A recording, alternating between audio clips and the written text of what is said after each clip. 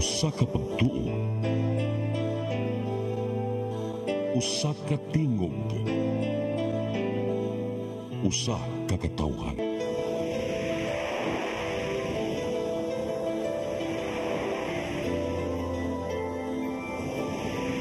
Cebu Catholic Television Network.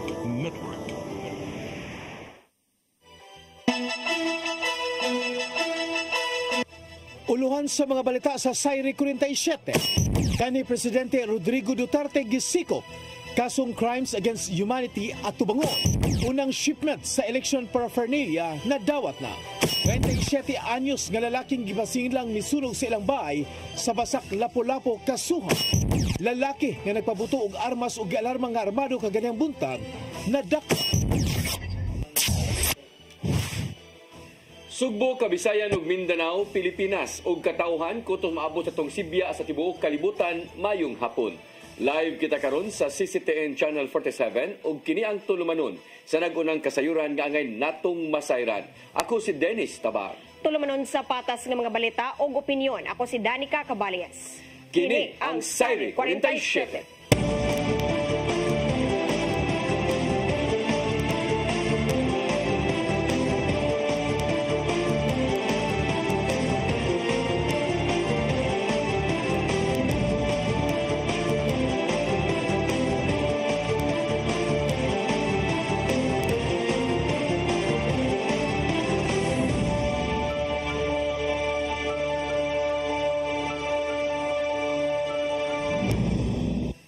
O karon sa kumpletong detalye sa atong mga balita, International Criminal Court mihangop sa nahimong pagkasikop sa kangkanhi Presidente Rodrigo Duterte aron atubangon ang kasong crime against humanity. Maayo pa hinoon ang kondisyon sa kanhi opisyal sa diyang niabot kini didto sa Netherlands. Ang kasayuran ihatod ni Crystal Joy Filerca. Miabot na sa The Hague, Netherlands si kanhi Presidente Rodrigo Duterte aron tubagon ang kasong crimes against humanity. Gidala na siya ganihang kadlawon sa The Hague Penitentiary Institution sakay sa usa ka itom nga sakyanan. Gisugat siya sa mga supporters ug nanawagan nga ibalik na sa Pilipinas ang kanhi Presidente. Gikumpirmar sa International Criminal Court ang pagkasikop ni Duterte dinhi sa Pilipinas, pinasikat sa ilang warrant of arrest. Tungod kini sa giingong pagpamatay sa mga drug suspects aron lang hingusgan ang giyera batok sa drogas ato sa pangatungdanan ni Duterte. Maong gihulagway ni ICC Prosecutor Karim Khan nga makahatag kini og paglaom ilabi na ngadto sa mga nangaamong sa dugoong kampanya kaniadto. And many say that international law is not as strong as we want, and I agree with that. But as I also repeatedly emphasize, international law is not as weak as some may think. When we come together, when we work, when we build partnerships, the rule of law can prevail, warrants can be executed. Ikumpirmar usab nga sa embahada sa Pilipinas sa The Hague nga giandam nila ang pagkustudiya ni Duterte sa mga otoridad. Apil na ang baga nga sinina aron dili maapektuhan ang panglawas tungod sa bugnaw nga panahon. Sa gawas sa ICC, nag-abot usab ang mga kritiko ni Duterte aron ipanawagan nga angayan siyang manubag sa iyang mga kasalanan. Bisan pa man sa nahimong gidangatan, maayo pa ang panglawas sa kanhi Presidente ug nakahigayon sa pagpadangat og mensahe sa iyang Facebook.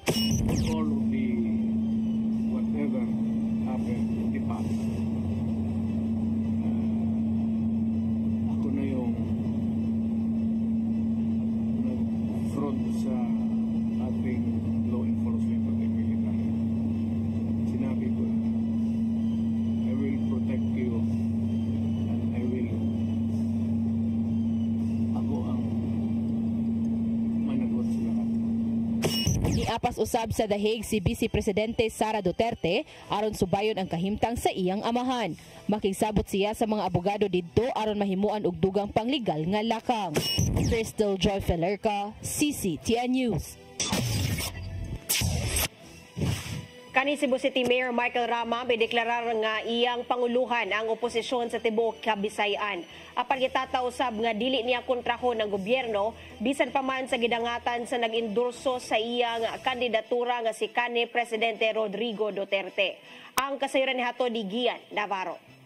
Gideklarar ni kanhi Cebu City Mayor Michael Rama ngayang panguluhan ang oposisyon sa tibok Visayas Region. Subay kini sa gidangatan ni kanhi Presidente Rodrigo Duterte nga nagatubang karon og crimes against humanity nga kaso. Si Rama mao ang vice-presidente sa PDP laban nga may partido usab sa kanhi presidente. Ning baguhay lang giendorso si Rama ni Duterte alang sa iyang kandidatura pagkamayor sa Dakbayan sa Sugbo. Mong andam niyang panalipdan ang nagsuporta usab sa iyang pagdagan. And he can count on me, as I was telling verbally before. When the hierarchy in the political echelon of the PDP was in jeopardy, bahala na lang kaming duha, ra ang mahibiling, walang iwanan, matira magtibay, pagtigong padunod, tuloy ang laban. Itatausab ni Rama nga dili niya kontrahon ang estado o ang gobyerno bisan pa man sa gidangatan karon ni Duterte. Suma pa niya nga igo lang siyang nagpalanog sa pagsukwahi sa nimong pagkasikop sa ICC ngadto sa kanhi opisyal. Giuyonan usab ni Rama ang baruganan sa iyang mga kaalyado nga adunay ginhitabong state kidnapping bisan pa man o gihimakak kini sa gobyerno sa nasod.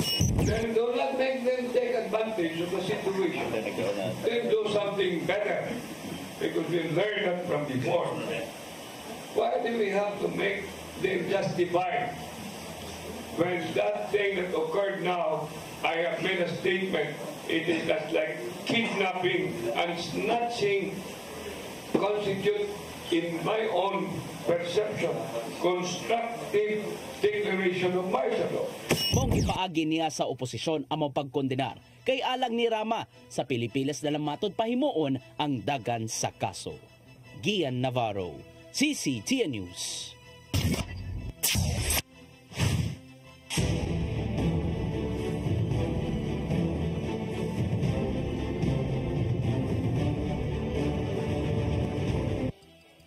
Nadawat na sa Mandawi City Treasurers ang unang shipment sa election paraphernalia. Nadawat ang bundle sa mga non-accountable paraphernalia nga naglakip sa paper ballots, secrecy folder, thumbprint taker o BIR forms. Gikatakda usab nga moabot ang kapin 271 ka mga plastic ballot boxes karong simanaha ingon man ngadto sa Comelec local office. Matod ni Jacqueline Riuyan, ang election assistant, nga ang mga accountable elections paraphernalia sama sa mga baluta o automated counting machine sagad madawat dool na sa eleksyon. Gawas niini gikatakda usab nga mopaubos og training ang mga magtutudlo nga moserbisyo sa eleksyon. Inaugurasyon sa Metro Cebu Bridge Management Board kun MCBMB sa bagong opisina og Security Monitoring System Command Center gipahigayon kagahapon. Kini naimutang ubos sa second bridge sa Barangay Pusok, Dakbayan sa Lapu-Lapu. Ang kasayuran ni hatod ni Crystal Joy Pelerca. 3, 2, 1. Congratulations! Gipahigayon kagahapong adlaw sa Metro Cebu Bridge Management Board kun MCBMB ang inaugurasyon sa ilang bagong opisina ug Traffic and Security Monitoring System Command Center nga nahimutang ilawom sa Marcelo Fernan Bridge kun gitawag na second bridge sa Barangay Pusok, Dakbayan sa Lapu-Lapu subay sa pagkahuman sa gibuhat nga mga kalambuan. Si Governor Gwendolyn Garcia mo'y nangu sa mong kalihukan uban si Lapu-Lapu City Mayor Junior Dahong Chan ug Congresswoman Cindy Chan, Cebu City Mayor Raymond Alvin Garcia ug Cordova Mayor Cesar Suwan. Moabot sa 9.5 million pesos ang nagasto alang sa gibuhat nga infrastructure upgrades. Sama na lang sa pagbutang og 39 ka mga solar power wireless CCTV cameras nga nigasto og 5 milyones pesos. May AI technology kini nga makadetect og tao, sakyanan ug aduna usab kini license plate recognition aron nga sayo na lang para sa mga otoridad ang pagduma sa trapiko ug kung adunay pagabuhaton nga investigasyon. Dugang paniana, 70 ka solar power streetlights ang gipamutang sa First Mactan Mandawi Bridge nga ni kantidad og 1.6 million pesos. Samtang sa second bridge, 34 ka mga solar-powered streetlights ang gipamutang nga ni gasto og 1.9 million pesos. Ang pagpatrabaho sa duha ka andanang opisina ni gasto og kapin 600,000 pesos ug kininamo ay bag-ong Metro Cebu Bridge Management Board Headquarter. Sa maong bag-ong command center, mas dali nang mamonitor sa MCBMB ang mga panghitabo sa duha ka mga taytayan ug dali na usab nga makaresponde sa oras sa emerhensiya. Crystal Joy Felerca, CCTN News. Gihimug-atan sa project management sa Cebu Bus Rapid Transit nga ang kamahinungdanon sa mga lagda sa trapiko aron malikayan ang aksidente.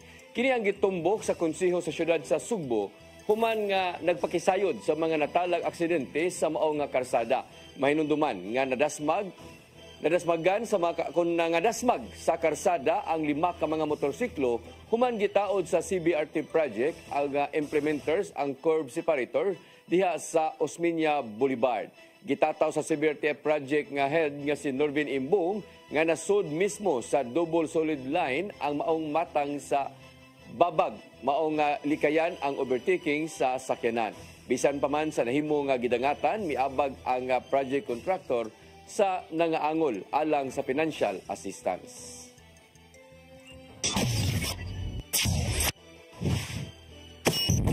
Musunod, 37 anyos nga lalaking gipasangin lang misunog sa ilang bahay sa Basak Lapu-Lapu, Kasuhan. Kana og daghan pa mga balita sa pagbalik sa Sayri 47.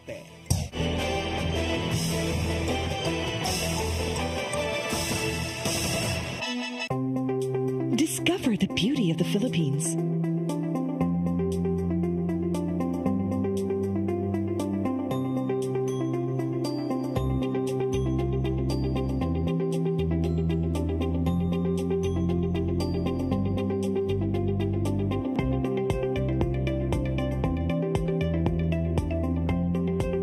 With Philippine Airlines, the country's flag carrier.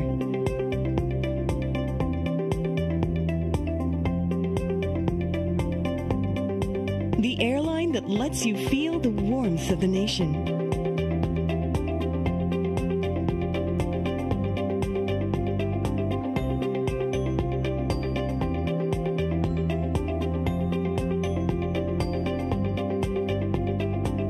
Mabuhay!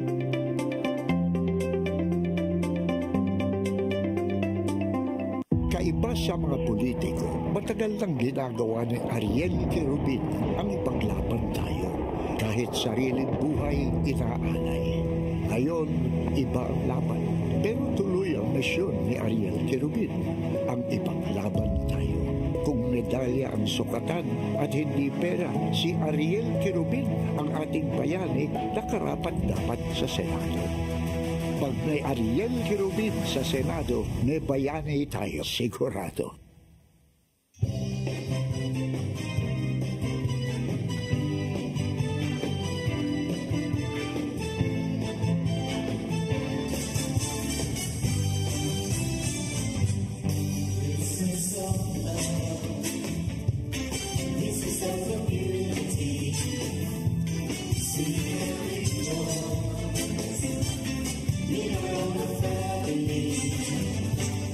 Praising the Lord.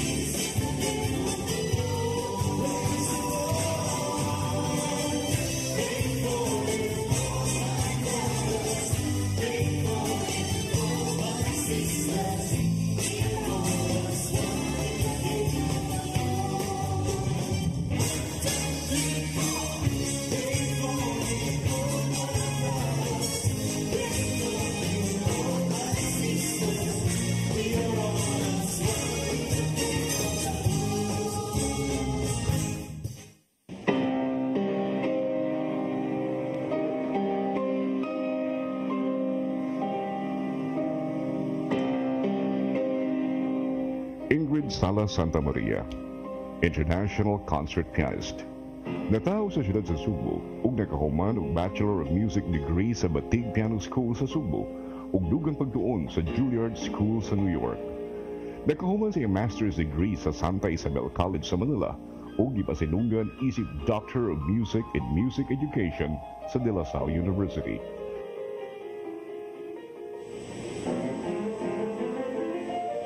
Gituboy sa Hall of Fame sa Performing Arts League sa Crestwood, Florida. Naapil sa Who's Who sa Asia Documentary sa NHK Television sa Japan. Ug napiling one of the 100 most notable Cebuanos of the century. Isip chairman sa Salvador and Pilar Sala Foundation, siya mo'y nagpasiugda sa usa ka 10-year music development program nga nagbunga sa katukuran sa Cebu Youth Symphony niadtong 1995.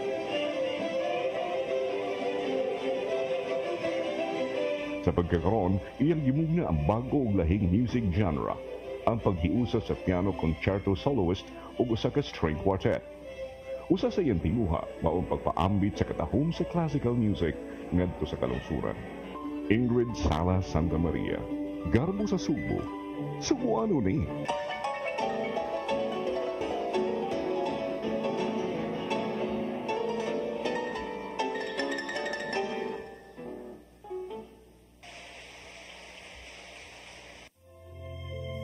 Kinabuhi, puno sa hagit. Sumpil na ka, Dria! Ay, paginarte! Magdita ka! Puno sa pangutana. Bata pa gani ka kayo? Nagpuyab-puyab na ka? Kinsa man ang mga sakitin ako din ay karoon na kinsa! Kung si buti mo'y pasabot na di. Puno sa luha. Pagpili pa, ako nga imong anak o kanay imong mga babae. Kasuko. Ano pa? Ano itong kali Papa? Apan bisan mangit-ngit pa ang imong kalibutan, aduna pa'y nagpahiping kahayag. Aduna ka pa'y kasambungan. Mga lamang hanap na. Dear Tatay, tunog na unlod na. Nganong wailain pagi aron masabtan nato ang Biblia. Kinahanglan nga doon na tayo relasyon kang Jesus. Hangtod sa layan natong panaguban, daghang salamat. Shalom. Tunog na unlod na.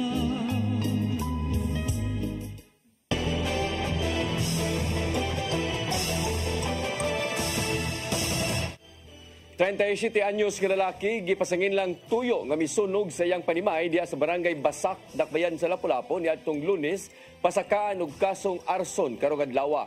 Desidido mo pasaka ang mga investigador sa Lapu-Lapu City Fire District ilabi na nga daghan usab ka mga pamilyang naapektuhan sa maong sunog. Ang kasayuran ihatod ni Cristel Joy Filerca.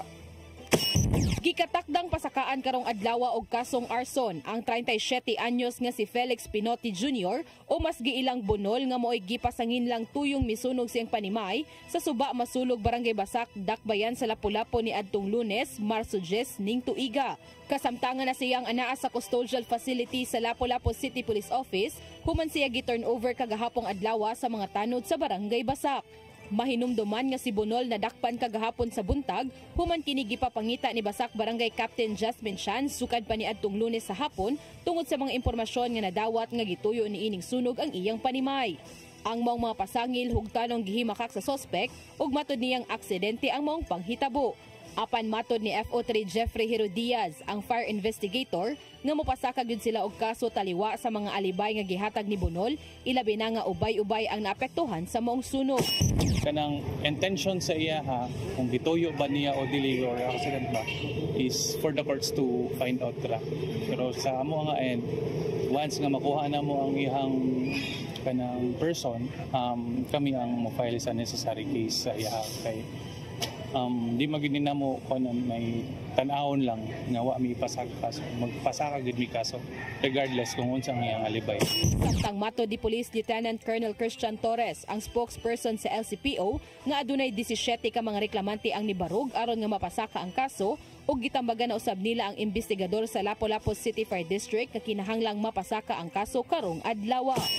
Kaso sa arson man sila may determine na then possible karong adlaw yun mapile ang kasong arson. Then ay more or less 17 yung mga complainant na nibarog pagpile sa kasong arson together sa witness o sa katong investigation sa fire. Tribunal nagkanayon nga atubangon na lang niya ang kasong ipasaka batok kaniya. Ako mo na basta ako wagi plano nga ako to surugol gid. Wagi ko magsunog na gid. Tatlo do panawagan lang ko sa masilingan umulo sila nako. Wala ko pasaylo nila pud. Basta ako wagi na ako to sunog gid. Tribunal ni angkod nga niadtong tuig 2021 na priso na siya sa kasong may kalambikitan sa illegal nga drogas. Crystal Joy Felerca, CCTN News. Dulaan 2,000 ka mga mandawihanon nakadawato gayuda ubos sa Individuals in Crisis Situation kun ICS. Samtang nakadawato sa livelihood assistance ang pipila ka drug warriors. Ang kasayuran ni hatod ni Mary Rose Sagarino. Nagtapok sa gym sa Barangay Subang Dako ang mga lumulupyo sa Subang Dako og tabok. Moabot sa kapin 1,800 ka mga residente ang nakadawat og 3,000 pesos nga tabang pinansyal ubos sa Assistance to Individuals in Crisis Situation kun AICS. Ang sakop sa City Treasurer's Office og City Social Welfare and Services ang nag-apod-apod sa ayuda. Ang AICS nagtumong paghatag og kahupay sa mga individual nga labing nanginahanglan og tabang. Sa laing bahin, nakadawat usab og tag 10,000 pesos nga livelihood assistance ang 40 ka mga drug warriors. Tinguha nga makatabang ang ayuda sa ilang panginabuhian ug makasugod og negosyo. Ang mga drug warriors o ang nakatapos sa rehabilitasyon ang padayon nga gimonitor sa Mandawi City Substance Abuse and Mental Health Office. Mary Rose Sagarino, CCTN News. Department of Trade and Industry dinhi sa Region 7 miawhag sa mga LGUs nga bantayan ang giingong overpricing sa ilang mga local products. Samtang gipahimangnuan nila ang mga konsumidor nga magmatngon usab sa mga produktong gitanyag online. Ang kasayuran ihatod ni Gian Navarro.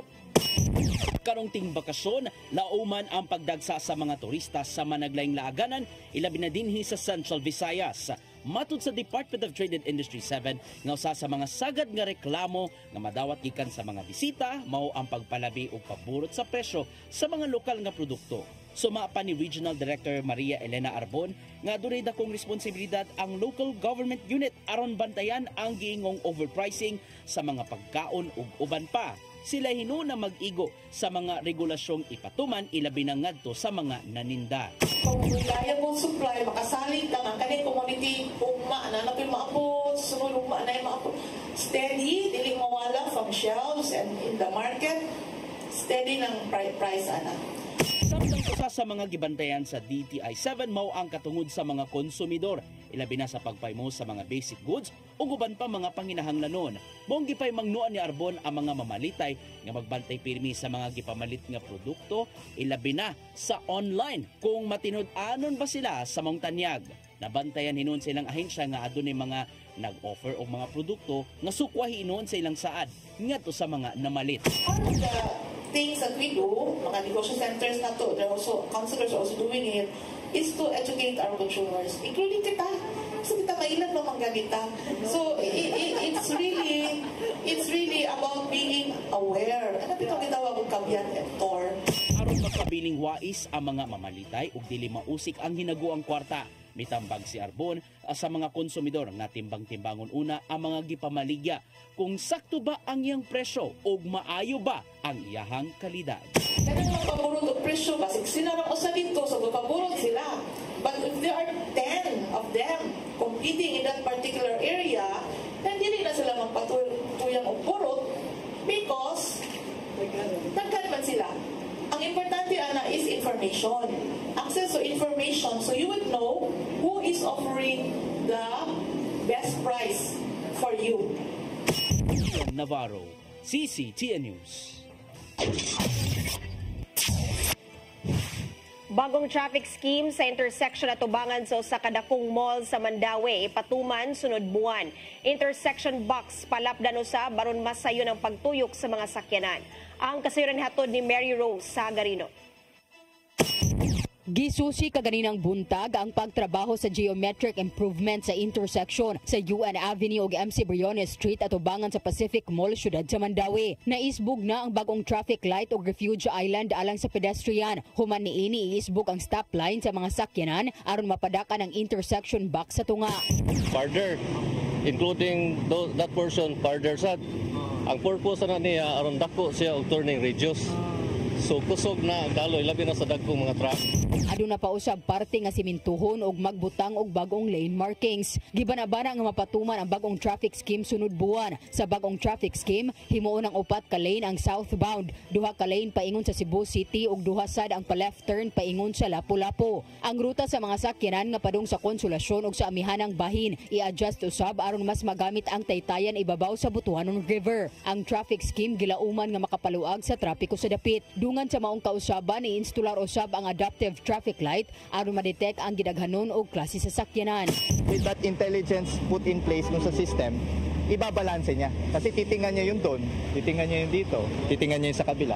Na magde-decide siya, kanino ko bibigay yung mas mahabang oras? Yes. That would play out na mas lessen na yung manpower nila on field. And then on the command center, it's more monitoring na lang para ganun. Alang sa paggiya sa mga motorista, aduna usay ipangbutang nga gantry alang sa mga signage. So mo na din ato sang anaron sa mga tao kay kanira ba siyempre nausab gud ni gud.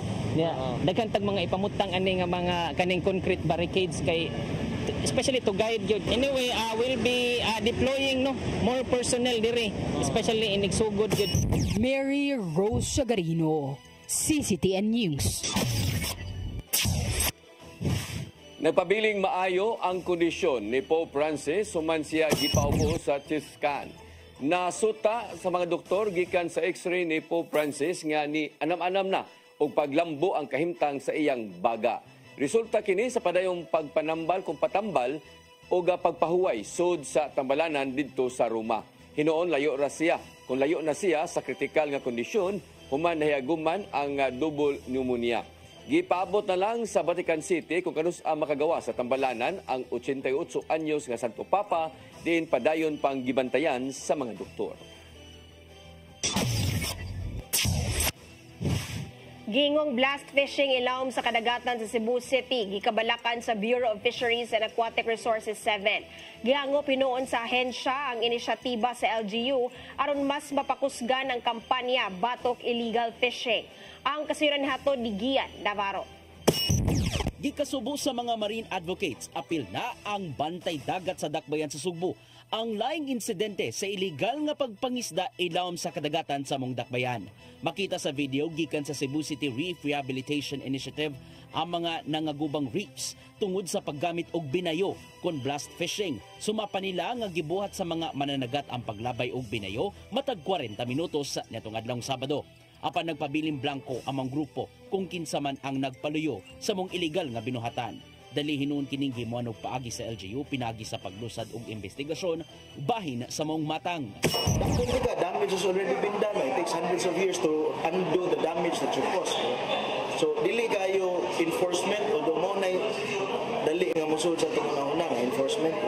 Inaalarmahan kini sa Bureau of Fisheries and Aquatic Resources 7 bisan pa man sa subsub nga kampanya Batok Illegal Fishing. Matod sa tigpamaba nilang si Johan Tejada nga ang LGU mismo may unang makahimo sa lakang tungod kay nasulod man among dagat sa ilang jurisdiksyon. Tama na sila jurisdiction, they have to act on it immediately within their capacity. Now, kung dili nila kaya, and that's the time they can call our assistance. Maong nagpagalayon si Cebu City Mayor Raymond Alvin Garcia nga taw sa ubang LGU alang sa gibug na nilang multi-agency task force uban ng BFAR. Buti lang manubag ang responsable sa nimong pagpagdaot ilawom sa kadagatan. Composed of the cities of Lapu-Lapu, the municipality of Cordova, and the city of Talisay. So that we can have a task force that is inter-LGU. And then if there are concerns regarding dynamite fishing or illegal fishing, it will be tackled by that task force so that we can have a more coordinated approach. Ihangot tinuon sa B47 ang gihimo sa LGU nga mao ang dugang pampundo alang sa bantay dagat. Ubos sa 8 billion pesos nga budget nga gikahin sa Cebu City Government ngadto sa mga buhatan, 1 million pesos nini ang gamiton aron ikapalit og bag-ong patrol boat. Sanglit kinanglanon man ang walay puwas kapag bantay sa dagat aron masikop ang mga magbuhat og illegal fishing.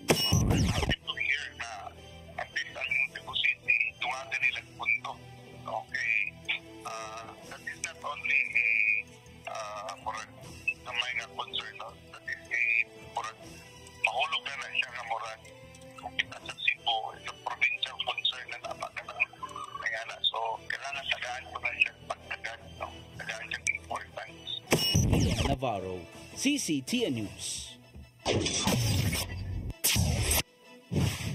Wahimoong mga duwa sa gawas ang Central Visayas Regional Athletic Association kun CBRA 2025 gikan sa alas 10 sa buntag hangtod na sa alas 2 sa hapon. Kini ang gipatuman nga adjustments sa Department of Education aron magpabiling luwas ang tanang atleta o mga staff. Pinasubay ang maong nga lakang sa nagsakang heat index kung matagamtam nga kainit sa panahon nga hapit musangko na ngadto sa 40 degrees Celsius. Matod ni DepEd 7 Director Salustiano Jimenez nga makahigayon ang mga tinun-an og coaches nga makapahuway og tarong ni anang mga orasa. Nagpadayon ang indigay sa kapin 17,000 ka mga delegado gikan sa 20 ka mga school division sa CBRA 2025 nga ipahigayon kung gipahigayon sa Bayawan City, Negros Oriental.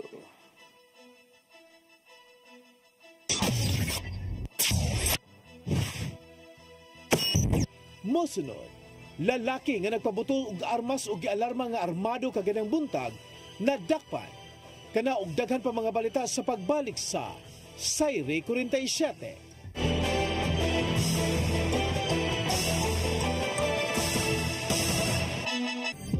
Ito ang programa kung saan magko-collaborate ang ating mga ozone na doctors para ibahagi ang kanilang kaalamang medikal. I believe with all my heart that the Lord is allowing us to understand that He's the one who are extending this life and we have to take care of our body. Yes.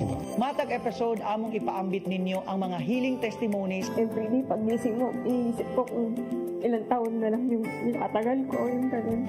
This is your path to a new start. Ozone Med Wellness Clinic New Start. Mapapanood every Saturday 8 to 9 a.m. Og ang replay airing matag Miyerkules 1:00 hangtod 2:00 sa hapon. Dinhilang sa CCTN Channel 47. I am the God that healeth thee.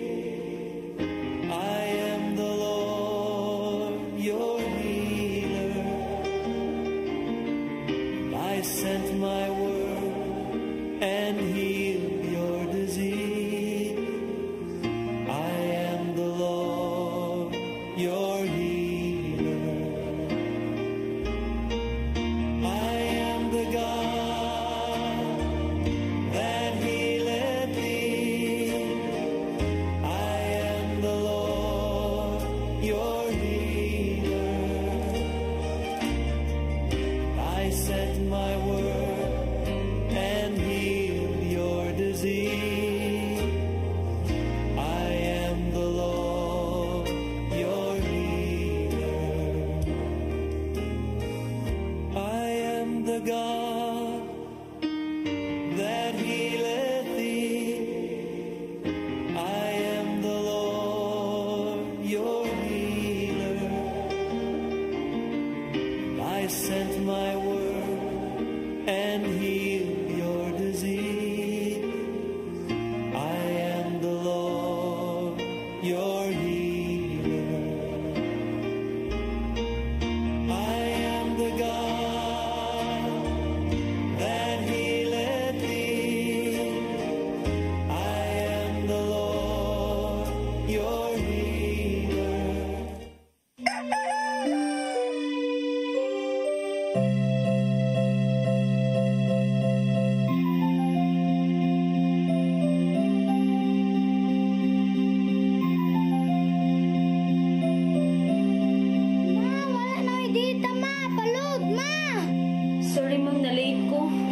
pamunggupo para internet sa kong anak, ma'am. Ay, wala na yung problema. Mag-Sinisibu. Sinisibu, Sinisibu. For your internet connection. And for the signal of your cable TV. So fast and straight the transmission to your home. Sinisibu. Sinisibu, Sinisibu. Offers you to have fiber optics. For your viewing experience, perfect and clear, so fast. So great and affordable for you to enjoy. Sinisibu. Sinisibu Television Network Incorporated offers fiber to the home broadband internet bundled with fiber to the home cable TV connection. Sinisibu Television Network Incorporated with its operation in Metro Cebu and the whole province of Cebu soon. And affordable for you to enjoy. Sinisibu.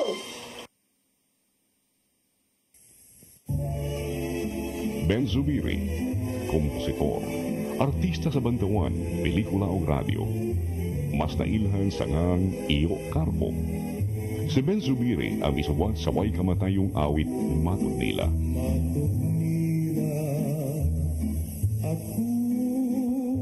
Alang sa uban, ang Matud Nila usa ka cultural anthem sa mga Cebuano. Kawa sa Matud Nila, si Ben Zubiri usab ang isuwat sa mga immortal nga awit sama sa ikaduhang bathala. Alma Bonita, ang palad ng buo, gugmang gibati ko, pasayawa ko dahi. Si Ben Zubiri namatay niya atong 1969. Apan ang iyangan, buhi kanunay sa kasing-kasing sa mga taong padayong nag-awit sa iyang mga komposisyon. Ben Zubiri, garbo sa Subo. Subo ano ni?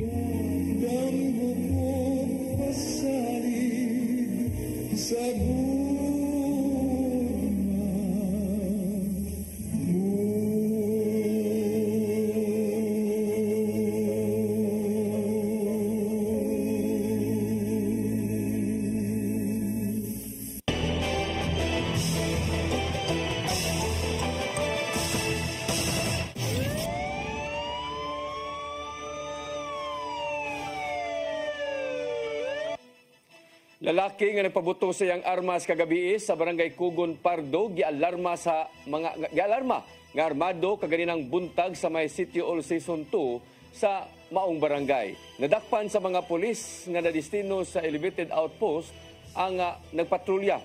Ang maong lalaki nga nakuha sa gihapon kini og armas. Ang kasayuran ihatod ni Arnold Bustamante.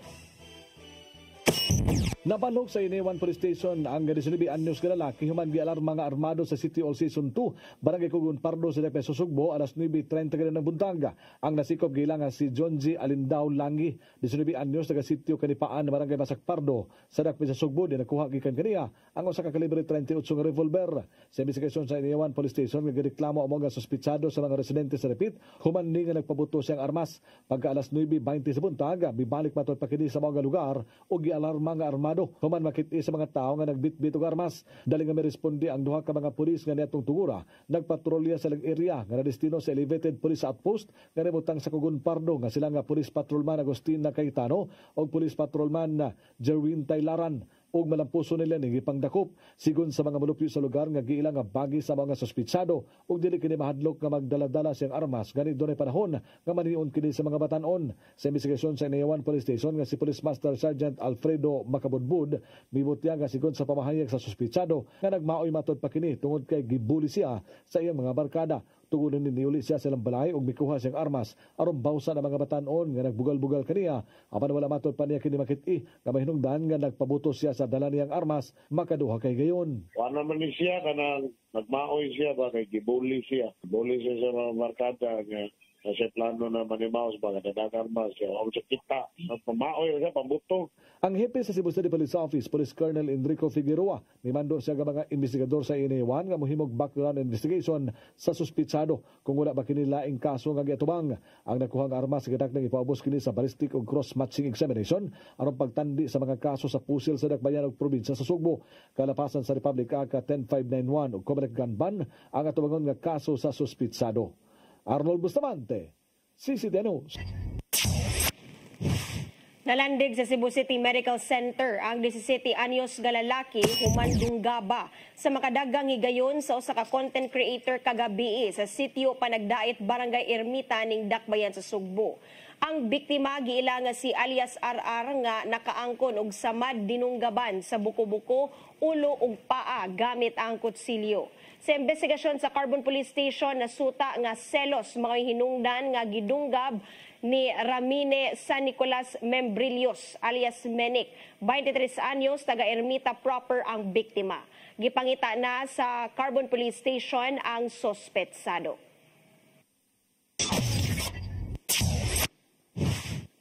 Nasikop sa kapulisan sa Dakbayan sa Lapu-Lapu ang bag-ong high-value individual sa buy-bust operation kagabi sa barangay Poblasyon sa Maonga, Syudad. Giila ang dinakpan nga si alias Orok, 29 anyos, nga nagpuyo ra gihapon sa naasoing barangay. Nakuha gikan kaniya ang 7 ka pakete nga gituho ang shabu nga motimbag og 50 gramos nga dunay standard drug price nga 340,000 ka pesos. Matud ni Lieutenant Colonel Christian Torres, ang spokesperson sa Lapu-Lapu City Police Office, nga gi-under surveillance ang dinakpan sud sa duha ka semana. Dugang paniya nga usa ka ex-convict si alias Orok sa kasong murder o karon pa lang kini nalambigit sa illegal nga drugas. Identified din natin siya do high value individual ni siya consider pero dinagko ang iyang disposal. Then ang iyang area is within lang Lapu-Lapu. Then disposal niya kani 50 grams a week ang iyang konsumo.